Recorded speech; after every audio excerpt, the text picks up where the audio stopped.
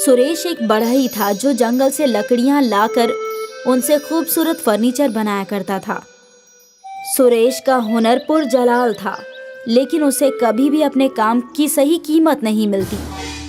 सुरेश भाई, मैं इस मेज के बस 1000 रुपये ही अदा कर पाऊंगा। ठीक है भाईजान, चलेगा। सुरेश पूरे माह में बस 2 या 3 हजार रुपए ही कमा पाता था और वो सारे पैसे अपनी बीवी शोभा के हाथ में रख दिया करता था। ये लो, इससे घर का अनाज ले आओ।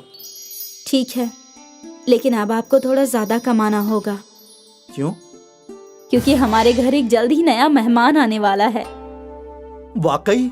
हाँ। शोभा, मैं तुम्हें क्या बताऊं कि मैं कितना खुश हूँ। शुक्रिया शोभा। अब ज्यादा क्या, मैं दिन रात काम करूंगा, अपने बच्चे को सारी जरूरियात अता फरमाऊंगा। तुम फिक्र ना करो शोभा, और आज से घर के सारे काम भी मैं ही करूंगा। अरे नहीं नहीं, घर के काम मैं ही कर लूंगी। वैसे भी काम करना बच्चे के लिए अच्छा है। तुम तो बस खाना बनाना, बाकी तो मैं ही करूंगा, और मैं तुम्हारी एक नहीं सुनूंगा। सुरेश की खुशियों का ठिकाना नहीं था। उसी रोज से उसने घर का सारा काम करना शुरू कर दिया। अगर शोभा किसी काम को हाथ लगाती तो सुरेश उसे डांटा करता था। शोभा, तुम्हें मना किया था ना मैंने ये सब करने से। मैंने कहा ना मैं कर लूंगा। लेकिन आप काम करें और मैं बैठी रहूं, ये बात मुझे जायज नहीं लगती। तुम्हें जायज लगे या ना लगे, लेकिन ये तुम्हारे लिए बेहतर है और हमारे होने वाले बच्चे के लिए भी। अब जाओ, बैठो वहां। डांट सुनकर शोभा एक कोने में बैठ गई और सुरेश ने सारे काम निपटा दिए।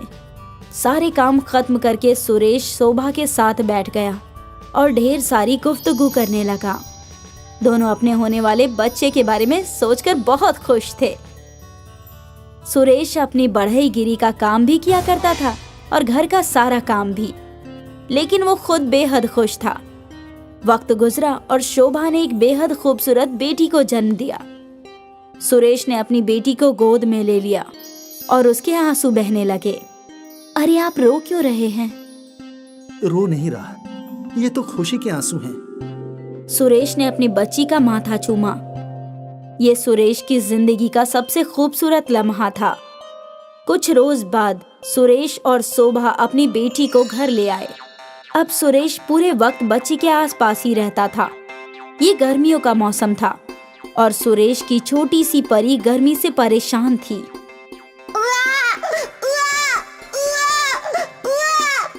ये क्यों रो रही है? क्या इसे भूख लगी है? नहीं, अभी तो दूध पिलाया है। तो फिर ये रो क्यों रही है? शायद इसे गर्मी लग रही है। शोभा ने बच्ची को लपटा हुआ कपड़ा खोल दिया और बच्ची थोड़ी सी सुकून में आई। कुछ देर बाद वो फिर से रोने लगी।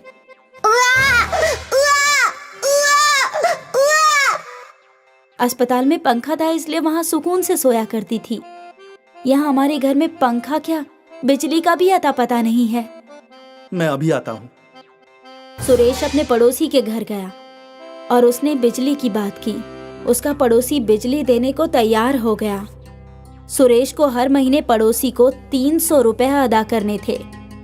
बिजली की एक तार सुरेश पड़ोसी के घर से अपने घर तक खींच लाया और उस पे बल्ब लगा दिया। बिजली तो आ गई, अब पंखा खरीदना होगा। पंखा कम से कम 1000 रुपए का तो होगा ना।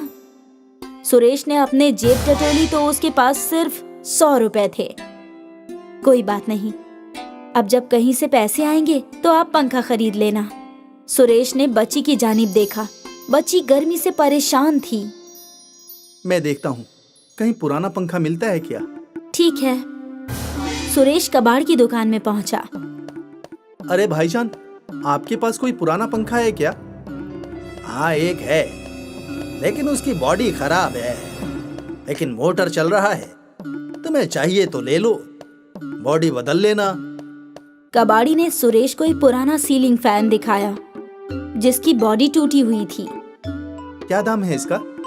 वैसे तो 100 रुपये है, लेकिन इसकी बॉडी इतनी टूटी हुई है, इसलिए तुम 50 रुपये दे दो।